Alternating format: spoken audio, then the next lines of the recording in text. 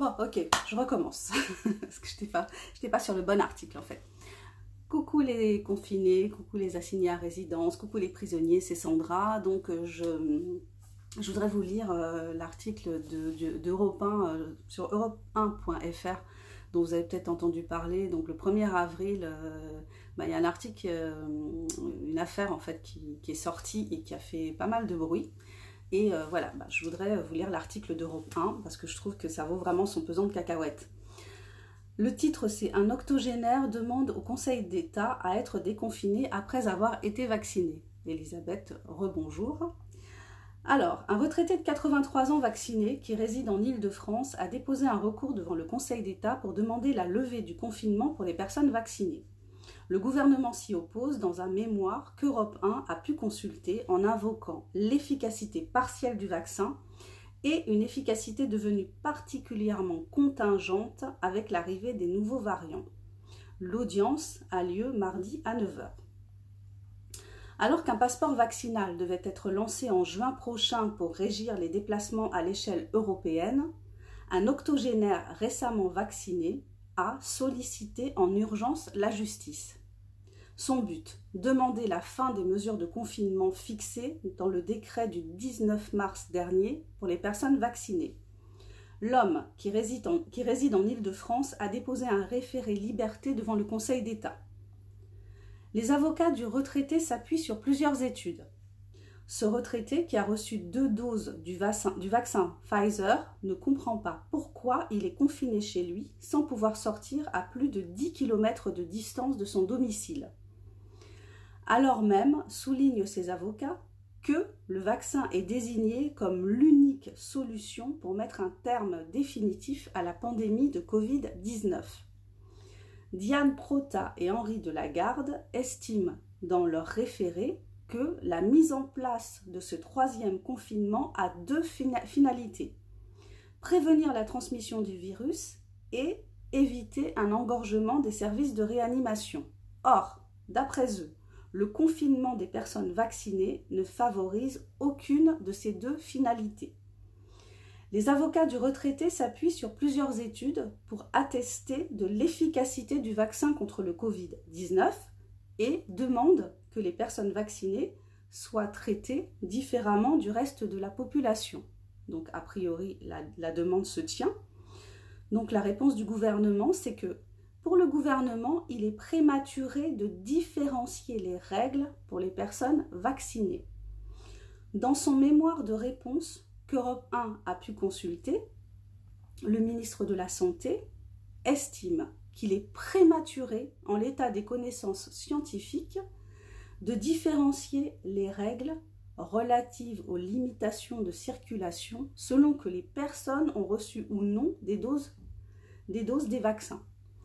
Donc, ce à quoi on pourrait s'attendre, c'est que la réponse soit que on ne peut pas laisser les personnes vaccinées circuler librement parce que tout le monde, il n'y a pas encore suffisamment de personnes qui ont été vaccinées, mais cet argument-là n'interviendra pas en fait. C'est ça qui est bizarre. C'est ça qui pose question.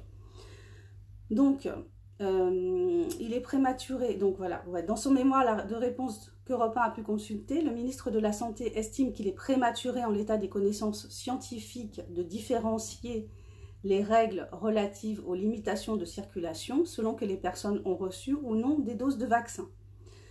Olivier Véran invoque 4 arguments. D'une part, l'efficacité partielle des vaccins et en deuxième lieu, le fait que l'efficacité des vaccins est devenue particulièrement contingente du fait de l'apparition des nouveaux variants. Donc, comme le virus a muté, le vaccin qui a été conçu, c'est comme ça que je le comprends, le vaccin qui a été conçu au départ sur la souche en quelque sorte du virus n'est pas efficace sur les variants. En troisième lieu, les personnes vaccinées, alors ça c'est ça qui est impressionnant qui est troublant dans les arguments. En troisième lieu, les personnes vaccinées sont aussi celles qui sont les plus exposées aux formes graves et aux décès en cas d'inefficacité initiale du vaccin ou de réinfection post-vaccinale ou de la virulence d'un variant. Donc là, il est en train de dire que si on a été vacciné, ben, on est plus en danger que si on n'a pas été vacciné par rapport au fait d'être recontaminé. En tout cas, c'est comme ça que je le comprends. Donc, je vous le relis. En troisième lieu, les personnes vaccinées sont aussi celles qui sont les plus exposées aux formes graves et aux décès en cas d'inefficacité initiale du vaccin ou de réinfection post-vaccinale ou de la virulence d'un vaccin. Donc là, il est en train de dire quand même qu'il pourrait y avoir une inefficacité du vaccin, enfin à la base, quoi, parce qu'il parle d'une inefficacité initiale du vaccin. Ça, je n'avais jamais entendu parler de la possibilité que le vaccin puisse être de toute façon inefficace, quoi. Enfin, donc quatrième argument, le vaccin n'empêche pas, donc il le reconnaît, le vaccin n'empêche pas de transmettre le virus aux tiers. L'impact de la vaccination sur la propagation du virus n'est pas encore connu.